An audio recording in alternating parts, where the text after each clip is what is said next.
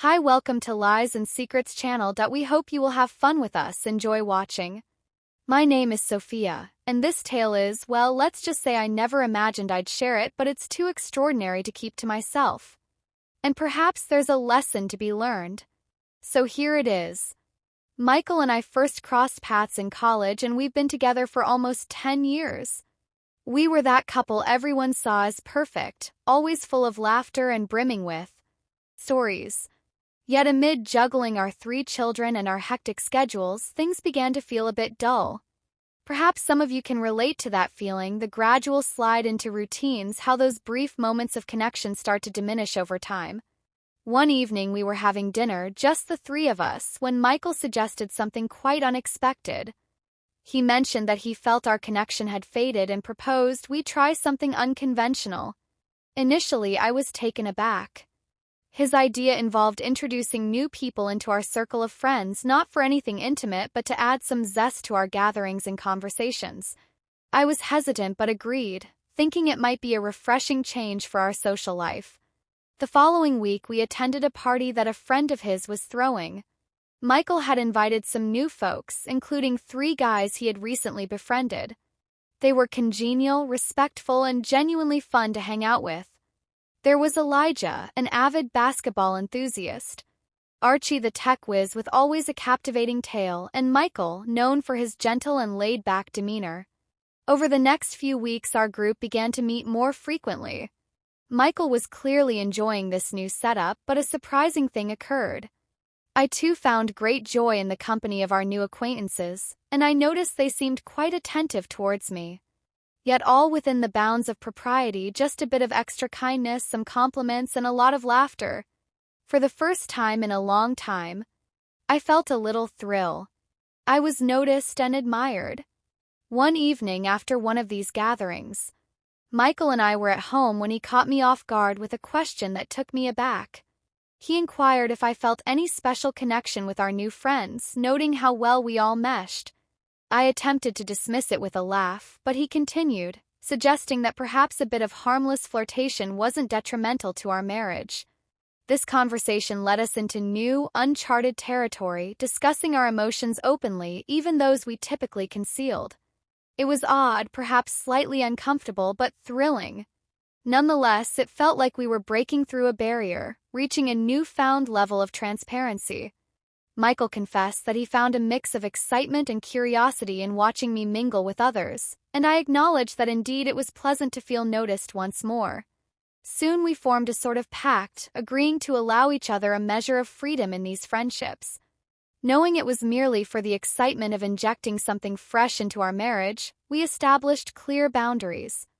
There was no intention for anything beyond no lines to be crossed. It was purely about maintaining the spark. A week later Michael proposed. We host a small gathering at our home. We invited Elijah, Archie, and Michael, and the evening turned out to be truly enjoyable. They brought along some snacks, we shared drinks, and for the first time I felt completely at ease in their presence. Michael truly thrived as the host, urging everyone to enjoy themselves. Felt almost like we were part of some social experiment, yet it was unexpectedly genuine. As the evening drew to a close, I found myself in a cozy group with Elijah, Archie, and Michael, chatting about everything from our backgrounds to hilarious childhood anecdotes and even touching on relationships. Their humor had me laughing more intensely than I had in a long time, and for a brief moment I nearly lost track of the context. It was just plain fun. Michael was close by, smiling and encouraging me to relish the conversation. Then, unexpectedly, Archie threw out a playful remark about how he couldn't believe someone like me was even real. It was flattering, and I laughed it off without giving it much thought. However, when I glanced over at Michael, I noticed him nodding almost as if he was validating Archie's comment. That brief exchange of looks said it all. He was completely fine with it. After everyone had left, Michael and I sat down, and he confessed that watching me interact so freely with others made him feel more connected to me. It might sound odd, but in that peculiar way it rekindled the bond we once shared. It was as if we were disclosing a private secret within a very public setting, not something that only we truly understood. That night I felt closer to Michael than I had in a long while. However, things shifted after that evening. We began inviting the guys over more frequently, and soon I noticed Michael was pushing the boundaries of our exhilarating experiment. He encouraged me to engage more with them, to spend more time in their company. It was perplexing. I couldn't tell if he was genuinely enjoying this, or if he was merely trying to inject some excitement into our lives. One evening when Elijah, Archie and Michael were over, Michael suggested we play a game, something supposed to be silly and light-hearted. Yet as the game progressed, it started to feel more like a test of boundaries. Nothing serious occurred, but the atmosphere in the room changed. I noticed the guys exchanging looks, and I began to feel uncomfortable, as if the game was heading in a direction I hadn't consented to. Sensing my unease, Michael quickly proposed we shift to a different activity. The rest of the night we watched a movie, and thankfully the atmosphere became lighter. But as I sat there, I couldn't dismiss the nagging feeling that this experiment was spiraling out of control, veering beyond what I was comfortable with after that night. I couldn't stop mulling over everything that had unfolded. Michael's curiosity had sparked a dynamic that seemed to escape both of our grasps. Part of me reveled in the attention and thrill. It was an exhilaration I hadn't experienced in years. Yet another part of me feared we were veering into precarious territory. Michael noticed my reluctance and reassured me that we could haul everything at any point.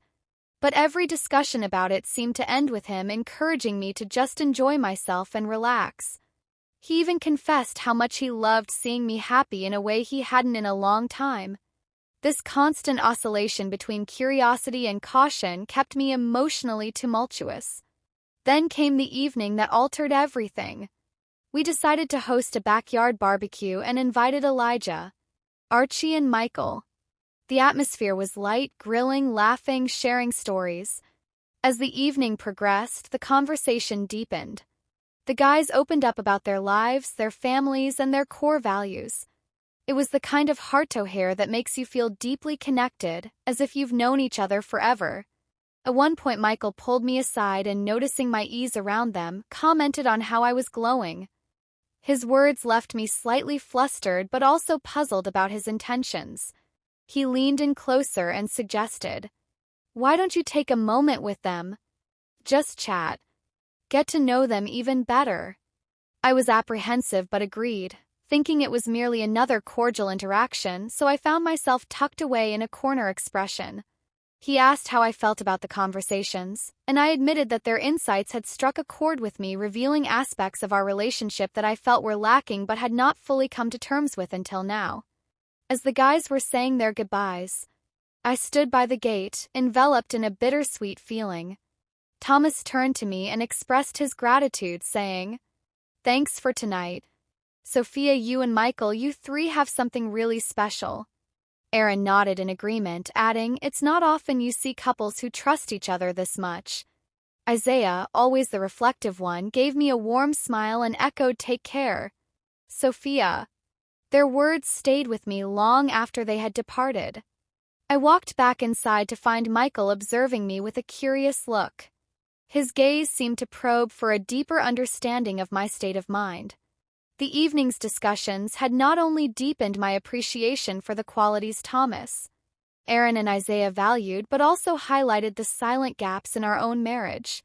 It was a moment of quiet revelation, one that underscored the complexity of our experiment and the unexpected directions it could take. Intensity.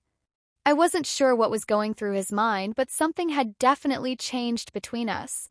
He asked if I had enjoyed the evening, and I told him the truth I had.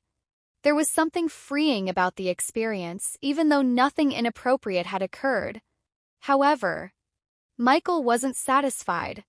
He pressed further, asking if I had felt anything special for any of them. His question caught me off guard, and I hesitated, feeling as though he wanted me to confess to feelings that weren't there. I explained that while I enjoyed their company, I had no intention of crossing any boundaries, but his persistence left me unsettled. Over the following days, Michael's curiosity morphed into something more intense. He would ask detailed questions about my interactions with the guys, recalling moments I had nearly forgotten. Initially, I thought he was merely captivated by the thrill of our little social experiment, but it soon became evident that he was seeking something deeper, almost as if he wanted me to experience feelings I simply did not have. Finally, one evening I confronted him. I asked why he was so insistent on pushing these platonic connections. His response took me by surprise, he confessed, feeling inadequate as if he wasn't enough to keep me happy. He believed that introducing other people into our lives might spice things up and reignite something in me that he feared he could no longer provide. It was a heartbreaking revelation, seeing such vulnerability in his eyes. For years I had seen Michael as the confident one, the rock of our marriage. Yet here he was exposed and searching for solutions in all the wrong places. I reassured him that the joy I felt was because of us, not because of anyone else. During that conversation, we reconnected in ways we hadn't in years. We recognized the fissures in our relationship and faced the unspoken fears we both harbored. We realized that it wasn't the addition of others that would mend our marriage, but rather the bravery to tackle our own insecurities and create room for each other once more. Thus, we decided to end the experiment and focus on restoring what we had lost. We dedicated more time to each other, rediscovering the quirks and desires that had initially drawn us together and rekindling the love that had first united us. We didn't need anyone else to feel alive. We just needed to recall why we had fallen in love in the first place. This journey wasn't straightforward and it required time. But we emerged stronger with a deeper appreciation of each other's needs and insecurities. The experience taught us that sometimes the most challenging conversations are the ones that bring you closest.